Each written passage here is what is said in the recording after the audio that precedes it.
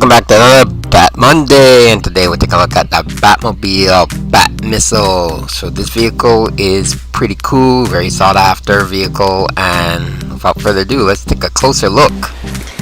Alrighty then, so now this vehicle is one of the most sought off in the Batman Returns line, and sometimes the most expensive, especially when it came out. I passed on it when it first came out, saying that I didn't need another Batman vehicle, and yeah, it took me a while to hunt this down, but I did manage to find it for a really good price at a toy show.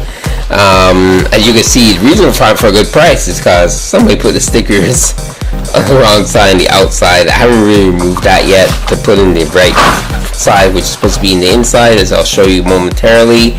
But nevertheless, this is the Batmobile Bat Missile from Batman Returns. So this car here, let's go through the little basic. You have the cockpit here, opens up, can fit one figure in, little turns like that, and for good reason. Which in a way is weird, because in the first Batman movie it had a space for two, and this one has space for one. I have to watch a movie again to see if it kind of like change within the time frame when you need to use the Batmobile to escape, and if you configure it, so meaning that if there was somebody else with them, they would have been launched out on the street. Nevertheless, stickers are put in the wrong place because wherever this person got it from, but nevertheless, I wasn't going to complain. I got the Bat Missile. I can easily change that. So why is it called the Bat Missile? For those of you who haven't seen the movie, because this car had to shed some armor size, weight, whatever you want to call it, to escape the cops because he's being framed. So before I show that part, we're going to go through here, which is supposed to be like missiles that are supposed to launch out. So here this thing comes up, and it's supposed to be missiles that come out there. This one did not come with missiles, so this one is missing missiles. So it's kind of like not complete, but I wasn't too concerned about that. I'm sure I can easily find the missiles a lot more a lot more cheaper price than actually getting the whole car in box. So Bat Missile, why is it called Bat Missile? So when you roll it, which you just press this button here, and it's going to mimic what happened in the movie, which is going to shut off the two ends. So by pressing this button here, at the same time, I'm going to try and show it when I'm rolling it, it sheds off this part. So as you can see, the stickers were actually supposed to be in the inside here, from what I saw from the other pictures and stuff.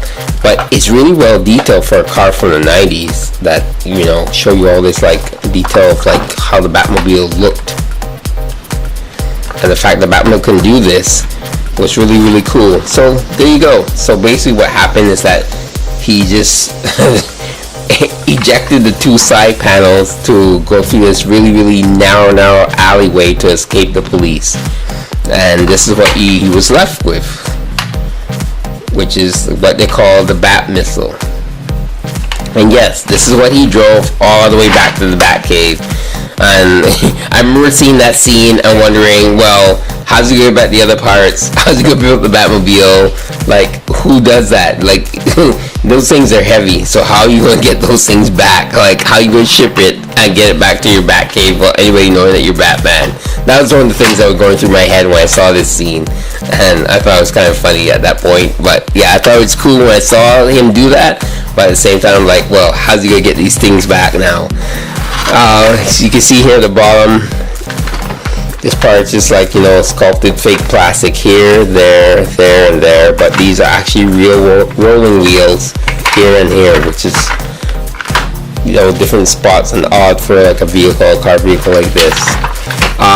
Nevertheless, these are still rolling wheels also. So all in all, this Bat Missile had like 6 rolling wheels, functional rolling wheels that you can actually roll the Bat Missile, roll on the ground. Let me just put this back on without breaking it. I'm surprised it even came off. There we go. Yeah, and there you have it. Very, very cool. Very hard. I think they didn't make a lot of these, so that's why it became really hard to come by. And at the time, I was like, yeah, I don't really need it. And then next thing you know, the thing was like, the biggest thing since almost sliced bread next to like the Robin Dragster, which I don't actually have either. So that's another vehicle I'm missing. But yeah, nevertheless, it's really, really cool vehicle. Really nice to have, especially like if you're a fan of the movies, the Tim Burton movies. It's really, really, really cool. So there you have it, a look at the Batmobile Bat Missile. Finding this car can be hit or miss on the secondary market. Either you find it loose or you find it in a package, you pay a little bit more, but either way, really cool Batmobile to have if you're a Batman fan.